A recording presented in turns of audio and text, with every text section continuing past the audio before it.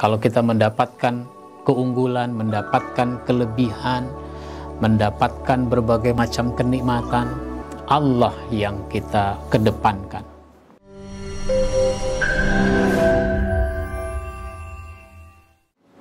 Assalamualaikum warahmatullahi wabarakatuh.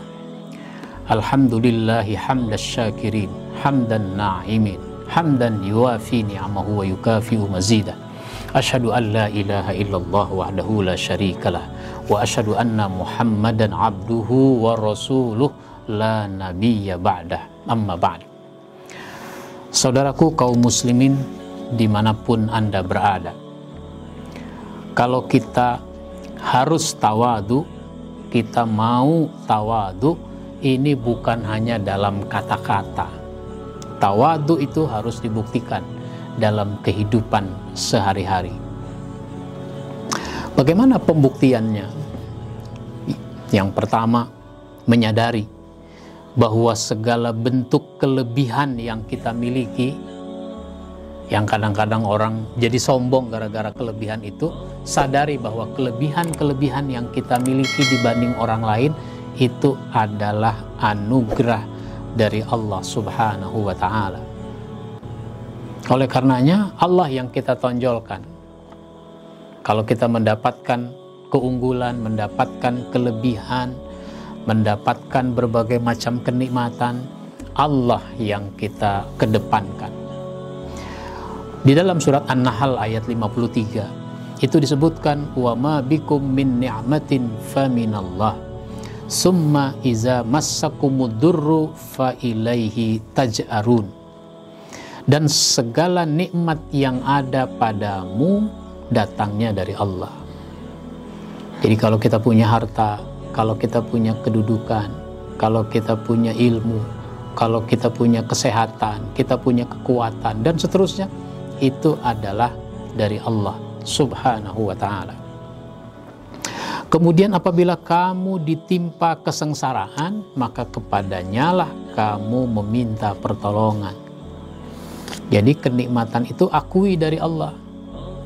Jangan merasa kita ini orang hebat hanya karena punya kekayaan, punya ilmu, punya jasmani yang sehat, yang kuat, punya kedudukan, punya popularitas dan seterusnya. Kenapa? Nanti pada saat kita lagi sulit, kita lagi sengsara, kita lagi menderita, kita mintanya kepada Allah Subhanahu wa Ta'ala. Minta pertolongan kepadanya. Jadi pada saat kita lagi merasa enak, jangan sombong. Akui ini kenikmatan dari Allah Subhanahu wa Ta'ala. Kadang-kadang orang menonjolkan dirinya. Ya, misalnya ada orang punya rumah yang bagus, punya kendaraan yang mahal, terus ada temannya, ada familinya datang, dia lihat-lihat rumah ini, lalu dipuji, waduh hebat sekali rumah kamu ini, oh, enak nih punya rumah kayak begini, bla bla bla bla bla. Mestinya alhamdulillah ini karunia dari Allah. Tapi dia tidak begitu. Dia bilang apa? Ya ini kan hasil jerih payah saya. 20 tahun saya berjuang, sekarang jadi begini. Oh, sayanya itu dia tonjolkan. Tapi kalau Nabi Sulaiman, hadza min fadli Rabbi, ini karunia dari Tuhanku. Kita nggak bisa apa-apa. Jadi jangan merasa hebat, jangan sombong, karena kita ini punya keterbatasan yang sangat banyak. Bahwa kita mendapatkan kelebihan, keunggulan, itu anugerah pemberian dari Allah Subhanahu wa Ta'ala. Misalnya kita punya duit yang banyak, bisa nggak kita bikin air? Nggak bisa. Kita tidak bisa bikin air. Meskipun kelihatannya dengan duit yang banyak dia bisa beli pompa air, dia bisa suruh orang untuk menggali atau mengebor tanah untuk mendapatkan air. Tapi kan itu orang yang bekerja. Pompa air juga bukan kita yang bikin. Apalagi itu juga butuh listrik. Apa kita bikin pembangkit listrik? Tidak. Jadi kita ini saling membutuhkan, maka jangan sombong. Yang kedua, tidak suka merasa lebih dibanding orang lain meskipun dia mempunyai kelebihan. Ya, saya punya kelebihan dalam satu sisi, punya kekurangan di sisi lain. Orang itu punya kelebihan di sisi lain, saya punya kekurangan di sisi yang lain lagi. Nah begitu. Jadi kalau kita punya kelebihan, jangan merasa kita harus menyombongkan diri. Kenapa? Karena kelebihan kita tidak banyak. Contoh tadi, apalah artinya saya punya uang yang banyak kalau saya tidak bisa minum, kalau saya tidak bisa makan. Misalnya begitu. Ya kalau air tidak ada, apa bisa kita bikin air? Kan tidak. Begitu seterusnya. Jadi kalau kita punya kelebihan dibanding orang lain, jangan rendahkan orang itu. Kenapa? Orang itu juga punya kelebihan yang kita tidak punya. Dengan uangnya seolah-olah orang bisa bikin bangunan. Ternyata dia tidak bisa bikin bangunan. Yang bikin bangunan adalah pekerja bangunan.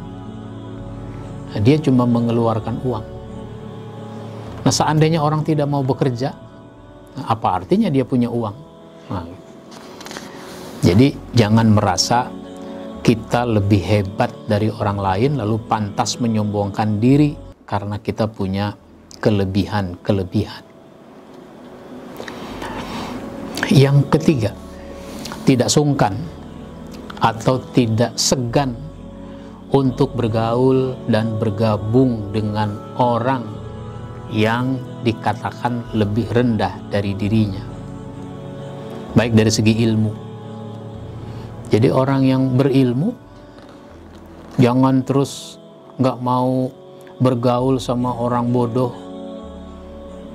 Ya katakanlah kalau sekarang itu salah satu tanda orang berilmu adalah dengan gelar kesarjanaan. Misalnya ada acara seminar. Seminar itu ada penyaji, ada pembahas. Penyajinya profesor doktor, tapi pembahasnya SPD misalnya. Pembahasnya SE. Pembahasnya apalagi LC, sarjana S1. Maka si profesor doktor nggak mau. Masa saya ngomong profesor doktor pembahasnya S1, yang bener aja. Udah nggak usah. Wah, itu namanya sombong dengan ilmunya. Mungkin juga dengan harta. Ya, kita juga tidak pantas sombong dengan harta karena kita tidak bisa menikmati harta itu semuanya. Kita tidak bisa menikmati harta itu dalam waktu yang bersamaan. Oh, misalnya saya ini orang kaya, mobil saya ada 4. Bisa nggak? 4-4-nya itu mobil saya bawa? Tidak. Yang saya bawa mungkin 1 saja. Oh, kalau saya mau orang kaya, saya bawa 4-4-nya. Yang 1 paling depan, saya ada di situ. Yang 3 di belakang itu diderek. Orang kaya mobilnya 4, yang 3 diderek, ngikut yang di depan. Begitu nggak? Ya kalau begitu mau bukan orang kaya, namanya orang gila.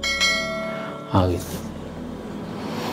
Jadi jangan sombong karena harta. Jangan sombong juga karena kecantikan, ketampanan. Cantik dan tampan itu cuma ada pada kulit. Cuma pada kulit saja. Orang dibilang cantik, dibilang tampan itu karena kulitnya. Coba kalau kulitnya dikupas, kayak buah aja, kayak buah kulit dikupas, apa dia jadi cantik? Tidak. Lihat itu orang yang misalnya kebakaran, lalu dia mengalami luka bakar. Luka bakar. Yang dulunya ganteng, dulunya cantik, luka bakar. Sekarang jadi apa? Jadi belang. Malu malah dia. Yang dulunya sombong, sekarang malu. Gitu. Begitu juga kedudukan dan status sosial. Kedudukan, jabatan. Emang berapa lama punya jabatan? Nggak lama. Kalau di negeri kita orang punya jabatan 5 tahun, paling banter 10 tahun, nggak lama. Bahkan ada masa yang namanya pensiun. Udah pensiun, udah. Bayangkan itu orang pensiun, dulunya sombong jadi penguasa, punya jabatan, sekarang pensiun. Tidak ada yang menghormatinya lagi. Nah, makanya banyak orang yang takut menghadapi masa pensiun. Kenapa? Dulunya sombong. Kalau nggak sombong mah biasa-biasa aja. Emang ini sudah bagian dari perjalanan hidup. Nah, yang keempat, tidak malu mengerjakan pekerjaan apapun untuk mendapatkan sesuatu secara halal. Meskipun orang lain menganggapnya sebagai sesuatu yang rendah. Jadi kalau orang tawadu, nggak masalah, nggak peduli. Tapi kalau orang sombong, wow, misalnya nih, orang jadi sarjana. Mungkin sarjananya S2, S3, tapi sombong. Apalagi dia sekolahnya di luar negeri. Pulang-pulang bingung kerjanya apa. Apalagi di masa pandemi seperti sekarang. Bingung kerja apa. Yang kerja aja pada nggak kerja, apalagi yang belum kerja. Akhirnya apa? Ini si sarjana, doktor misalnya, pulang-pulang jadi doktor, kemudian jualan. Jualan apa? Ya, jualan pulsa, jualan bakso, jualan kebab. Wah, itu malunya luar biasa kalau dia sombong. Tapi kalau dia nggak sombong, biasa aja, rileks. Memang hidup harus dijalani. Ternyata jualan gado-gado, jualan bakso, laku. Bisa jadi dapat duitnya lebih banyak daripada kalau dia kerja di kantor. Nah, begitu. Jadi buktikan tawadu, rendah hati, jangan cuma dalam kata-kata. Mudah-mudahan bermanfaat buat kita semua. Insya Allah kita sambung. Lawan dari tawadu itu adalah takabur. Kita cukupkan. Wabillahi taufiq wal hidayah. Wassalamualaikum warahmatullahi wabarakatuh.